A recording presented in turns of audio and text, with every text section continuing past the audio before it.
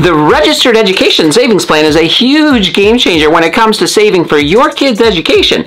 It has so many advantages compared to saving it old school. Fasten your seatbelts, folks. This is going to be a good one. The RESP was created by the Canadian government back in 1974. The primary goal was to encourage parents to save for their children's education as they recognized the rising costs of post-secondary education. Wow, if they could only see those costs today. Over the years, the RESP has undergone many changes to enhance benefits and accessibility. One very significant change made in 1998 was the introduction of the Canada Education Savings Grant, or the CESG. This was huge because it added government matching contributions to the mix. In other words, a little bit of free money for that educational journey. Anyone can open an RESP for a child, including parents, guardians, grandparents, or even friends. The key requirement is that the beneficiary, aka the student, must be a Canadian resident with a social insurance number, so that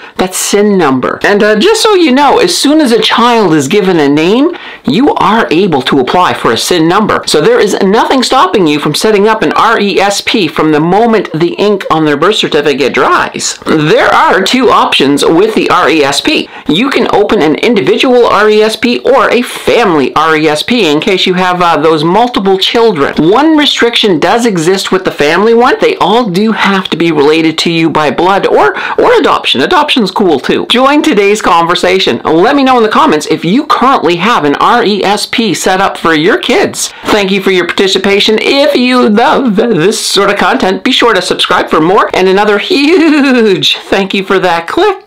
Let's talk a little bit about that free money I alluded to earlier. Once again, a feature in the RESP that will be the main selling point is the Canada Education Savings Grant, or CESG. With this grant, the government will add 20% of every dollar you contribute up to a maximum of $500 per year. So if you added $1,000 in year one, the government drops in 20% of that, so $200. You would need to contribute $2,500 to get the full $500 cap from the government. That sounds great, but there is another small caveat to that. The maximum government contribution for the child over their lifetime is $7,200. Some folks, of course, do not make as much money and perhaps are not able to contribute as much as they would like. So there is also additional money for kids from low-income families. That lifetime $7,200, that's still in place, but you can gain an extra 10 or 20% depending on your income. In a nutshell, if your family net income is under $53,359, and that's in 2024, you will get an extra 20%. While if it is more than that, but less than $106,717, they'll give you a bonus of 10%. That's not the only grant. There's another grant out there for low-income families, which is the Canada Learning Bond, or CLB. Eligible children receive an additional $500 in their RESP and an additional $100 each year they remain eligible up to the age of 15. The maximum on this bond is, well, $2,000 per child. What is really cool about the CLB is that no personal contributions are required to receive it, making it accessible even to those who might struggle to save. In other words, if you are low income and you can't afford to invest, you should still open up an RESP, even if it's just to get this $2,000 for your kids to go towards education. What is that eligibility for the CLB? If you have between 1 to 3 children and you want to qualify for that CLB, you need to be making $50,197 or less. Now, this value does go up if you have more kids. So in a 4-child family, it is $56,636 in 2024. Friend of the channel, Nate Palmatier, has 10 kids, so his limit is $95,429. In addition to federal grants, some provinces also have educational grants as well. BC, for example, has the British Columbia Training and Education Savings Grant, which can provide $1,200 to eligible children. Quebec has the Quebec Education Savings Incentive, which provides a non-refundable tax credit of up to $3,600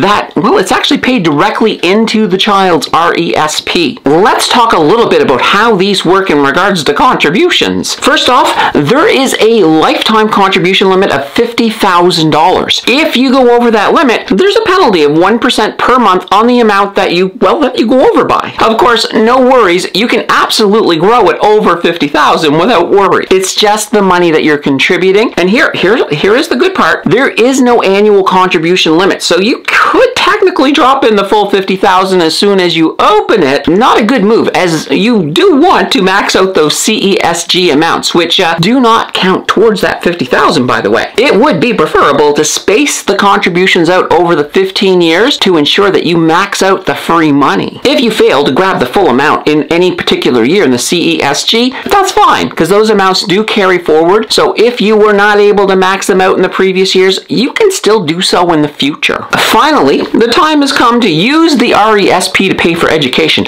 So how does that work? When a child enrolls in a qualifying post-secondary program, they can start receiving educational assistance payments, or EAPs. They initially consist of the investment income earned in the RESP, as well as any government grants and bonds. EAPs are taxable in the hands of the student, who typically has little to no income, minimizing the tax impact. Don't worry, we're going to dig more into the taxes here in just a moment. Eligible institutions include universities, colleges, and trade schools in Canada, as well as certain institutions outside of Canada. The program of study must be at least 3 consecutive weeks long and require the student to spend at least 10 hours per week on courses or work in the program. RESP funds can be used to cover a wide range of educational expenses, including, well, tuition, books, accommodation, and even living expenses. This flexibility does help to ensure that the funds can fully support the student's education. What happens, though, if your child decides not to pursue a higher education? There are some options here. First, you can transfer the RESP to another child, or if there is contribution room in your RRSP, you could potentially roll it over into that. In some cases, if the child also meets the eligibility of a Registered Disability Savings Plan, or RDSP, you may be able to transfer it into that. If the RESP is used for non-educational purposes, there's some ramifications. First, the government will want their grant money back, so the CESG and the CLB payments will need to be repaid to the government. Any earnings in the account will then be taxable, and they will also be hit with a 20% penalty on top of the tax. Now, luckily, the money that was contributed, or the principal, has already been taxed, so it is not taxed again. So that amount will come out without penalties or taxes. Speaking of those taxes,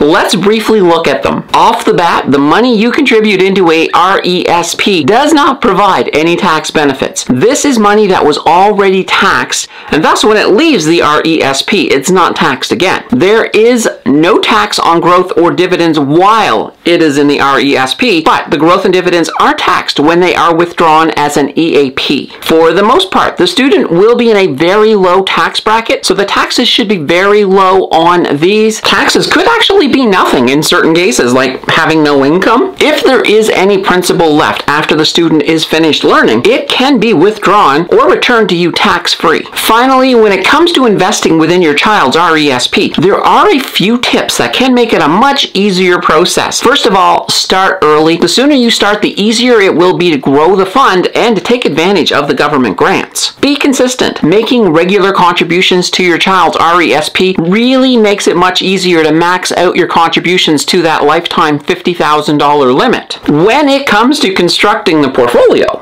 you want to be more conservative as your child gets older. So initially, it may be heavier on growth stocks, but by the time your kid is in high school, it would be more blue chip dividend, or depending on the market, you may want to increase some of their fixed income holdings. Let's continue that learning journey. Check out this video on the 0 to 100K TFSA challenge, and I will see you in the next video.